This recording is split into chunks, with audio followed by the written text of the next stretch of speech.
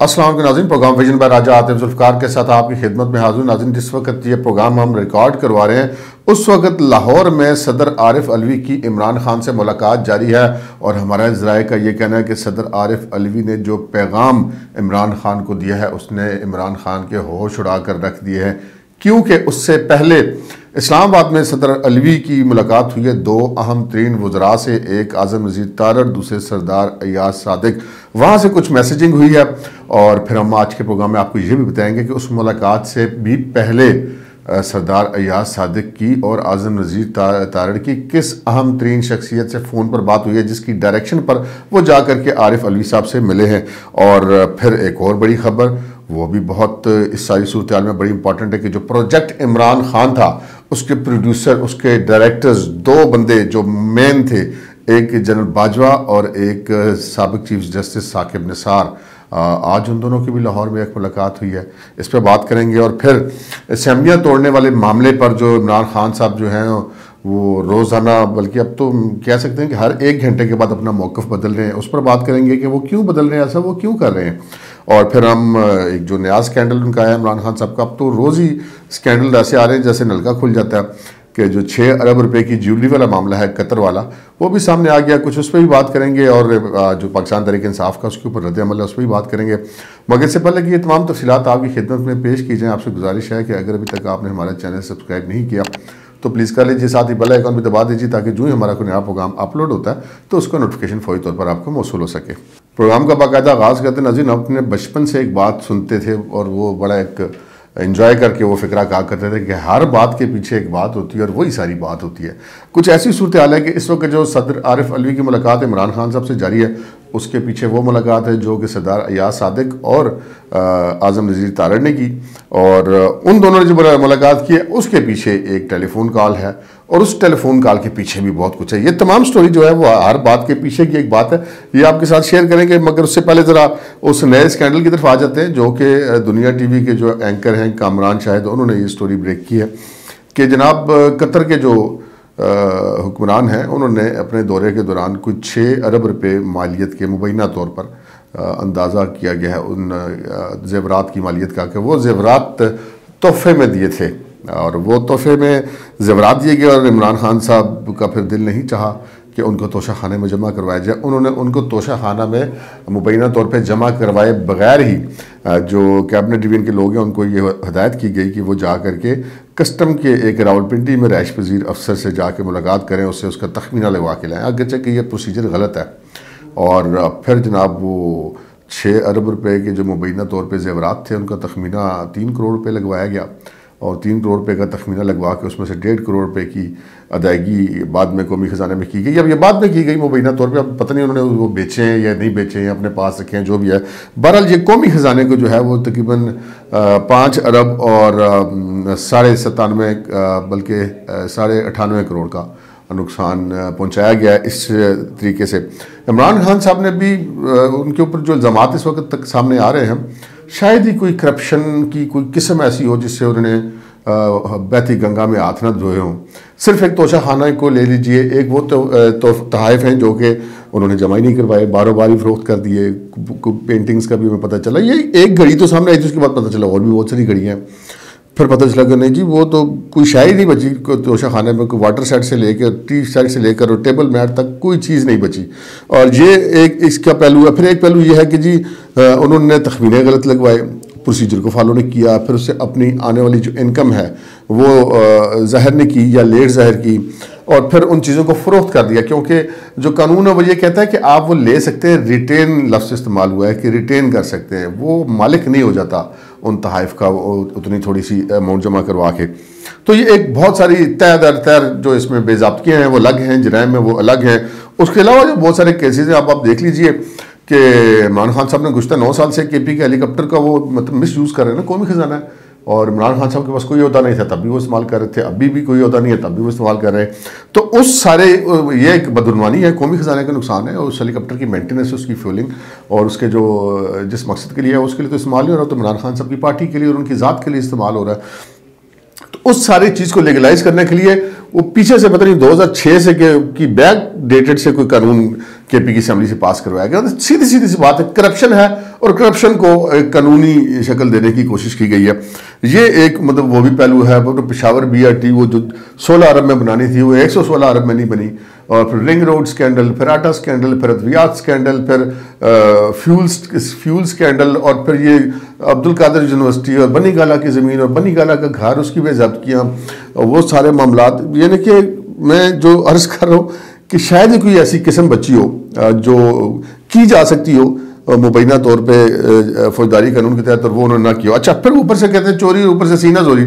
आज उसी प्रोग्राम में वो अता तारड़ साहब बैठे हुए थे, साथ उस्मान डार साहब बैठे हुए थे। अब उस्मान डार साहब जो काट खाने को दौड़ रहे थे अता तारड़ को, और हम घर में घुस के मारेंगे अगर हमारी पर बात आई तो, हमारी लीडर पर बात आई तो फिर वो कुलसूम नवाज तक पहुँच गए जो फोत हो चुकी हैं कि हम कुलसूम नवाज की तक भी पहुंचेंगे और हम इनकी कब्रें खोदेंगे। और मतलब आप एक जुर्म कर रहे हैं और जुर्म करने के बाद आप धमकियां देके, डरा कर, खौफजदा करके दूसरों को जुबान बंद रखने मजबूर कर रहे हैं। वैसे आफरीन अता तारड़ पे भी कि इतनी स्त्रीहन धमकियां, वो बैठ के सुनता रहा और मुस्कुराता रहा, उसने ये भी नहीं किया कि जाके पर्चा करा दे। धमकियां देना भी तो एक जुर्म है। तो बहरहाल ये एक मामला है। इमरान खान साहब शायद ही पाकिस्तान की तारीख में अगर कभी कोई ऐसा कमीशन बना, कोई ऐसी इंक्वायरी हुई जिसमें इमरान खान की तमाम चीज़ें सामने लाएगी, तो वो चीज़ें सुनने को मिलेंगी कि इस कौम के होश उड़ जाएंगे, पूरी दुनिया के होश उड़ जाएंगे। इतना कुछ मतलब ये इसमें से निकल सकता है। बहुत सारी चीज़ें पेंडिंग हैं। आगे बढ़ते हैं जनाब। असम्बलियाँ तोड़ने के मामले पर इमरान खान साहब बड़े आवाज़ भागते हैं। आज भी पूरा दिन उनकी जो एक से कहते हैं ना गायबाना प्रेस कॉन्फ्रेंस चलती रही कि जी वो सामने मीडिया शीडिया कोई नहीं होता, वो लाइव होते हैं और उसको नाम वो दे देते प्रेस कॉन्फ्रेंस का। प्रेस कॉन्फ्रेंस तो वो थी जिसमें प्रेस बैठा हुआ आगे, खैर उनकी मर्जी है। तो वो उसमें भी जो उनकी जितनी गुफ्तगू थी तमाम की तमाम बेरब्त किस्म की गुफ्तगू थी। एक तरफ वो कहते हैं कि जी इस्टेब्लिशमेंट को न्यूट्रल रहना चाहिए, और उससे चंद ही सेकंड के वक्त के बाद वो कह रहे हैं कि इस्टेब्लिशमेंट हमें इलेक्शन लेकर दे। अगर वो न्यूट्रल है, उसका सियासत से ताल्लुक नहीं है, अभी आप 2 मिनट पहले कह रहे हैं, फिर आप किस चक्कर में उनसे कह रहे हैं कि इलेक्शन लेकर दें? आप तो उनसे मुदाखलत करवाना चाह रहे हैं। तो फिर असम्बलियाँ तोड़ने के बारे में पहले कहा कि मैं 17 तारीख को असम्बलियाँ तोड़ रहा हूँ, फिर कहा नहीं मैं 17 तारीख को असम्बलियाँ तोड़ने की तारीख दे रहा हूँ, फिर कहा नहीं मैं 20 तारीख को तारीख दे रहा हूँ। तो बिल्कुल बेरब्त और गुफ्तगू है। और उसके पीछे क्या है वो भी मैं आपके सामने अर्ज करता हूँ। हम जो दूसरी खबरें डिस्कस करेंगे उसमें इसकी भी वजह सामने आ जाएगी। अच्छा जी, ये मेन खबर की तरफ आते हैं। सदर आरिफ अलवी की इस वक्त मुलाकात जारी है जब हम ये प्रोग्राम रिकॉर्ड कर रहे हैं आपके साथ, और जो हमारे ज़राए का ये कहना है कि सदर आरिफ अलवी साहब ने आज उनको बड़ा दो टोक और वाज़े पैगाम पहुंचा दिया जब दीगर स्टेक होल्डर्स हैं, हुकूमत का स्पेशली, क्योंकि इस्टेब्लिशमेंट वाले जो आरिफ अलवी साहब वाले मामले में तो आरिफ अलवी साहब ने खड़े कर दिया।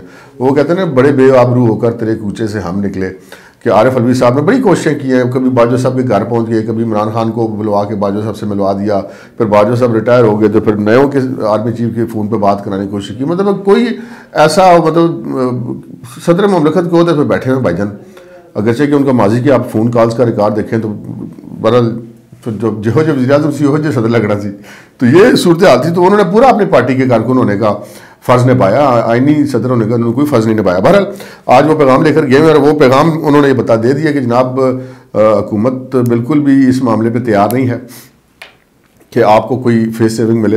हुकूमत कोई इलेक्शन नहीं करवा रही। अगर आप असम्बलियाँ तोड़ना चाह रहे हैं तो उन्होंने बता दिया होगा कि इमरान खान साहब को कि जी जो मूड है वो हुकूमत का नहीं है कि वो जनरल इलेक्शन में जाएगी। अगर आप असम्बलियाँ तोड़ेंगे या आप इस्तीफे देकर निकलेंगे तो ज़मीनी इलेक्शन करवा दिए जाएंगे, या किसी भी इकोनॉमिक क्राइसिस की वजह से इलेक्शन को पोस्टपोन भी किया जा सकता है। तो उल्टा इसके फ़ायदे के बजाय नुकसान होगा। तो पहले इस्टेब्लिशमेंट वाले महाज पे सदर अलवी को मुकम्मल तौर पर नाकाम हुई है, और फिर जो गवर्नमेंट के साथ मुज़ाकरात वो बैकडोर जो बात कर रहे थे उसके हवाले से भी आज उनको पैगाम पहुँच गया। लेकिन इस सारी कहानी में जो एक्सक्लूसिव खबर है वो क्या है? एक्सक्लूसिव खबर यह है कि सदर अलवी साहब जो मुलाकात की इमरान खान साहब से, उससे पहले उन्होंने मुलाकातें की इसहाक डार साहब से। इसहाक डार साहब से भी बाद और इस मुलाकात से कुछ देर पहले उनकी 2 अहम तरीन वफाकी वज़रा यानी कि सरदार अयाज सादिक और आज़म नज़ीर तारड़ से उनकी मुलाकात हुई। आज़म नज़ीर तारड़ और सरदार अयाज सादिक ने उनको जनाब पैगाम पहुंचाया एक शख्सियत का, और वो शख्सियत कौन थी? वो शख्सियत थी जो मैंने आपके प्रोग्राम में आपसे शुरू में की थी कि उनसे पहले फ़ोन पर उनकी बात हुई तफसील के साथ, उसके बाद वो आरिफ अलवी साहब के पास गए, और वो शख्सियत है जनाब मियाँ नवाज शरीफ की। नवाज शरीफ साहब से उनकी बात हुई लंदन में। नवाज शरीफ ने उनको डायरेक्शंस दिए, उन डायरेक्शंस पर जाकर ये आज़म नज़ीर तारड़ और सरदार अयाज सादिक साहब जाके आरिफ अलवी साहब से मिले और उनको बता दिया कि जी बिल्कुल कोई फेस सेविंग नहीं है, कोई नया इलेक्शन नहीं दिया जा रहा, कोई बिफोर टाइम इलेक्शन नहीं दिया जा रहा। इमरान खान साहब को आप जाके बता दें कि अगर वो प्रॉब्लम पैदा करेंगे, अगर वो इसी तरह डिस्टेबलाइज करने की कोशिश करते रहेंगे मुल्क को, इसी तरह अगर वो मतलब मुबैना तौर पे उनके बकौल फसाद बर्पा करते रहेंगे तो फिर किसी किस्म की कोई राहत नहीं मिलेगी और इससे मुल्क का नुकसान होगा। एक तरीका होता है नवाज शरीफ साहब की बात करने का, अपना एक तरीका है, लेकिन वो जो नवाज शरीफ का मैसेज था वो आज़म मजीद तारा और सरदार याद सादिक, क्योंकि ये दोनों हजरात ऐसे हैं जो कि नवाज शरीफ साहब से काफ़ी क्लोज हैं। नवाज शरीफ साहब इन पर बड़ा ट्रस्ट करते हैं और सरदार एजाज सादिक को तो अक्सर वो बुलाते रहते हैं लंदन में मुशावरत के लिए। तो वो जो है वो गए हैं और जा करके उन्होंने पैगाम नवाज शरीफ का जो है सदर अलवी को दिया और सदर अलवी जो है वो पैगाम लेकर के वहाँ पर गए। अच्छा, नवाज शरीफ का पैगाम इन दोनों वज़रा ने सदर तक पहुँचाया और सदर ने वो पैगाम जाके इमरान खान साहब तक पहुँचा दिया। अच्छा, अब इस सारे मामले में असम्बलियत तोड़ने वाला जो मामला है ये सारा क्या है? ये सारे अब मैं तो उसको खाली उसे कहते हैं ना फोके फायर वो समझता हूँ, क्योंकि जो कुछ कार्ड्स इमरान खान साहब के पास है वो सारे खेल चुके हैं। वो ज़िमनी इलेक्शन भी उन्होंने करके देख लिए, उन्होंने 2 धरने भी और लॉन्ग मार्च करके देख लिए, सारा कुछ करके उन्होंने देख लिया और अब वो बातें कर रहे हैं जो उनके इख्तियार में इस वक्त नहीं है। और वो इख्तियार क्या नहीं है कि उनके पास पंजाब असम्बली तोड़ने का इख्तियार नहीं है। चौधरी परवेज़ इलाही ने असम्बलियाँ नहीं तोड़नी जी इमरान खान के कहने पर, सीधी सीधी बात है। आप भूल जाए इस बात को कि चौधरी परवेज़ इलाही और मोहन इलाही जो ने क्या बातें कर रहे हैं स्क्रीन पर आके मीडिया के सामने क्या बात कर रहे हैं, इमरान खान क्या बयान दे रहे हैं कि उन्होंने मुझे यकीन दिला दिया है कि आपकी मानत है। कोई ऐसा चक्कर नहीं। चौधरी परवेज़ इलाही ने साफ साफ बता दिया कि खान साहब अगर ये असम्बलियाँ हमने तोड़ दी तो इलेक्शन कमीशन भी वही रहेगा और निगरान हुकूमत भी हुकूमत की अपनी मर्जी की बन जाएगी, तो वह इलेक्शन में हमारे पल्ले कुछ नहीं रहना, कख नहीं आना। ये अब आपकी सिक्योरिटी प्रोटोकॉल भी जाएगा, ये जो खांचे लगे हुए तरक्याती कामों के नाम पे ये भी सारे बंद हो जाएंगे और ये सारे जो खर्चे पूरे हो रहे हैं सरकारी खजाने के ऊपर पंजाब हुकूमत से वो भी सारे बंद हो जाएंगे और आपके जो गिरफ्तारी शिरफ्तारी है वो भी सारी हो जाएगी। पंजाब आपको फिर प्रोटेक्ट नहीं कर सकेगा। और चूंकि परवेज़ इलाही ने साफ साफ बता दिया तो के पी वालों ने भी साफ बता दिया कि जनाब अगर पंजाब नहीं तोड़ेगा असम्बली तो हम भी नहीं तोड़ेंगे। इस सारी सूरत हाल में इमरान खान साहब का ये कहना कि मैं फ़लाँ तारीख को इलेक्शन असम्बलियाँ तोड़ दूंगा या फ़लाँ तारीख को मैं असम्बलियाँ तोड़ने का ऐलान कर दूंगा, ये जितने वो गड़बड़ाए हुए हैं, कभी एक बात करते हैं कभी दूसरी बात करते हैं, ये सिर्फ और सिर्फ इस वजह से गड़बड़ाए हुए हैं कि वो इंतहाई इस वक्त बेबसी महसूस कर रहे हैं कि वो चारों तरफ से अब घेर चुके हैं। अब उनके जितने कार्ड से वो खेल चुके हैं, अब उनके पास कार्ड बचा कोई नहीं है और हालात उनके लिए बड़े ख़राब चल रहे हैं। इस सारी का जो ये सियासी मंजरनामा है इसके अंदर जो सबसे अहम तरीन आज की अगर डेवलपमेंट मैं जिसको समझता हूँ वो ये समझता हूँ कि आज एक मुलाकात हुई है जनरल रिटायर्ड कमर जावेद बाजवा और रिटायर्ड चीफ जस्टिस मियां साकिब निसार की लाहौर में, और ये पता चला कि जनरल बाजवा उनसे मिलने के लिए लाहौर पहुँचे और वहाँ पर उनकी एक मुलाकात हुई। अब ये दो वो किरदार हैं जो प्रोजेक्ट इमरान खान के आप हम ये कह सकते हैं कि उसको उस पर अमल दरामद कराने वाले थे या उसके बनाने वालों में भी मुमकिन है ये शामिल हो, लेकिन ये खैर प्रोजेक्ट पहले का बना हुआ था। लेकिन जस्टिस साकिब निसार जो है वो रिटायरमेंट के बाद भी उन्होंने जो इमरान खान को सीट पर बैठ के तो वो फेवर्स दिए ना कि कोई बंदा सोच भी नहीं सकता, लेकिन रिटायरमेंट के बाद भी वो इमरान खान साहब को मुकम्मल कानूनी मुशावरत भी फराहम करते रहे और जो मौजूदा अदलिया के लोग हैं उनसे राब्ते का भी मुबैना तौर पर उनके ऊपर इल्ज़ाम है कि वो किरदार अदा करते रहे। जबकि जनरल बाजवा साहब हाल ही में रिटायर हुए 29 नवंबर को, चंद रोज़ कबल, और ये उनकी एक पहली ऑन द रिकॉर्ड मुलाकात हुई है एक किसी ऐसी शख्सियत के साथ और जस्टिस साकिब निसार है। अब यहाँ पर बहुत ज़्यादा जो है वो मफरूज़े कायम किए जा रहे हैं इस मुलाकात के हवाले से। कई लोग ये बात कर रहे हैं कि ये जो आपस में इनकी मुलाकात है ये इसलिए है कि इमरान खान साहब को अब बचाया कैसे जा सकता है, ये उनका चाइल्ड है, मतलब उनका पॉलिटिकल चाइल्ड है और ये पाकिस्तान तहरीक इंसाफ भी और इमरान खान भी, तो उसको कैसे बचाया जा सकता है। लेकिन यहीं पर इसके साथ साथ एक दूसरी जो खबर है वो भी गर्दिश कर रही है। वो दूसरी खबर ये है कि जो जनरल बाजवा साहब के साथ जो कुछ किया जा रहा है, ट्रोलिंग की जा रही है, जितना इमरान खान साहब अब उनके खिलाफ बोल रहे हैं, 6 साल वो उनकी गोद से नहीं उतरते थे मुबैना तौर पे, और अब वो जिस तरह सीट से उतरते ही उन्होंने आंखें माथे पर रख ली और जिस तरह अपने माजी के मौसमों के साथ वो करते रहे वही कुछ उन्होंने जनरल बाजवा के साथ भी करना शुरू किया। और फिर वो साकिब निसार साहब से आज जनरल बाजवा मिले और मतलब ये ज़राए का ये भी कहना कि ये जो मुलाकात है ये मुलाकात कल कलां को किसी प्रेस कॉन्फ्रेंस पर भी जा सकती है। हो सकता है इस मुलाकात के नतीजे में जल्द ही कोई प्रेस कॉन्फ्रेंस भी देखने को मिले। अब तक के लिए इतना ही, इजाज़त दीजिए, अल्लाह हाफ़िज़।